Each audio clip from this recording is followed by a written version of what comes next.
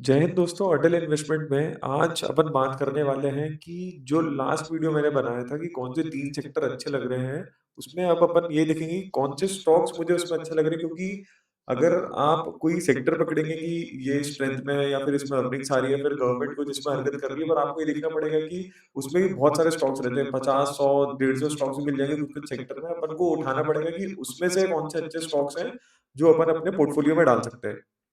तो सबसे पहली जो अपनी स्लाइड है आज की, उसमें मैं आपको बताऊँगा कि 3 सेक्टर जिसकी अपन ने बात करी थी। तो पहला तो था कि पावर और एआई इंफ्रास्ट्रक्चर, तो जो अपन इसको इंटीग्रेट करके अपन ने इसलिए बात करी थी क्योंकि एआई का बूम आ रहा है और एआई का जो बूम है, उसकी जो एनर्जी फंड करने के लिए जो इंफ्रा लगेगा, अपन पहला सेक्टर अपना वो था। दूसरा था एरोस्पेस एंड डिफेंस, जो जियोपॉलिटिकल रिस्क है। इंडिया ने अभी 6th अपनी लिस्ट गवर्नमेंट ने निकाली है जिसमें ये बता रहे हैं कि आपको ये वाले जो प्रोडक्ट्स हैं ये आप इंपोर्ट नहीं कर सकते हो। तो अपन का दूसरी चीज ये थी कि पहला जियोपॉलिटिकल रिस्क और दूसरा कि अपन इंपोर्ट कम करेंगे और एक्सपोर्ट ज्यादा करेंगे। तीसरा जो अपना सेक्टर था वो था सेमीकंडक्टर और इलेक्ट्रॉनिक्स, जो ईएमएस सेक्टर है। परसों या नरसों की बात है कि गवर्नमेंट ने 70-80 हज़ार करोड़ रुपए दे दिए गए हैं कि आप ईएमएस सेक्टर को आप जो भी वाली इसमें कंपनीज है उनको गवर्नमेंट फंड कर रही है कि आप और तगड़े टारगेट बनाओ और आप सेल्स बढ़ाओ ताकि अपन एक्सपोर्ट अच्छे से कर पाए। तो ये जो 3 सेक्टर थे। अब इधर अपनी आधी जॉब होती है कि अपन ने सेक्टर्स तो तगड़े पकड़ लिए, अब अपन को उसमें से स्टॉक्स देखने की कौन से अच्छे हैं।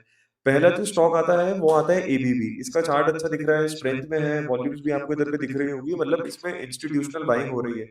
एबीबी करता क्या है, ये पावर वाले सेक्टर में है, मतलब कि पावर इक्विपमेंट मैन्युफैक्चरर है। तो ये वाले जो स्टॉक्स रहते हैं कैपिटल गुड्स के, जब इनकी साइकिल चलती है लंबी तो इनकी जो वैल्यूएशन रहती है वो थोड़ी ज्यादा रहती है, पर अपन को क्या देखना है, प्रॉफिट। प्रॉफिट अपन को दिख रहा है कि बढ़ रहा है, और इधर जो मार्जिन है उसमें आपको थोड़ा मार्जिन कंप्रेशन दिखेगा। पर ये चीज है कि जो आपकी सेल्स है वो काफी अच्छे तगड़े उसमें बढ़ रही है। तो पहला जो स्टॉक है वो आपको देखना चाहिए कि एबीबी कैसा आगे परफॉर्म करेगा। फिर दूसरा जो स्टॉक है वो है अडानी इंटरप्राइजेज। अगर आप अडानी इंटरप्राइजेज का चार्ट देखेंगे, चार्ट तो अच्छा है, पर अपन उसके बाद इसका एक स्क्रीनर पे भी एनालिसिस करेंगे। इसमें अगर आप देखेंगे ना कि ये एक ही सेक्टर में नहीं है, ये आपका minerals, integrated resource management, infra में अगर आप देखेंगे airports, roads, water, data centre सब में है। तो जो दूसरा स्टॉक रहेगा वो रहेगा अपना अडानी इंटरप्राइजेज, और इधर पे ये थोड़ा सेटअप होगा तो बहुत अच्छी एंट्री इधर एक पोजिशनल ट्रेड के लिए बन सकती है। फिर जो अपना तीसरा स्टॉक रहेगा वो रहेगा स्टरलाइट टेक। तो स्टरलाइट टेक का क्या है कि ये जो कंपनी है ये प्रोवाइड करती है आपके, ये जो फाइबर केबल्स होते हैं ना ये प्रोवाइड करती है। अगर आप इधर पे भी देखेंगे कि ऑप्टिकल फाइबर केबल जो रहती है वो ये कंपनी प्रोवाइड करती है, इसको भयंकर ऑर्डर्स मिल रहे हैं यूएस और यूरोप से। तो इसको भी आप अपनी वॉच लिस्ट में रख सकते हैं। जो चौथा एक स्टॉक रहेगा ये थोड़ा मतलब डिफेंसिव स्टॉक है। अगर आप पहले सेक्टर में देखेंगे जैसे हेवल्स है वो सबसे बड़ा है, अगर तीनों में देखेंगे केईआई हो गया, आरआर केबल हो गया और आपका हेवल्स हो गया। तो इसमें अगर आप देखेंगे तो जो हेवेल्स है वो थोड़ा स्लो चलता है और आरआर केबल सबसे तेज चलता है, पर ये जो केईआई है बीच का है, मतलब ये मिड कैप वाला आप मान लीजिए। तो इसको भी आप देख सकते हैं कि जो वायरिंग लगेगी ये सब चीज, इतना सारा मैसिव ग्रिड लगाने के लिए या फिर डेटा सेंटर्स में, तो इनको ही यही वाली कंपनीज को ऑर्डर मिलेंगे।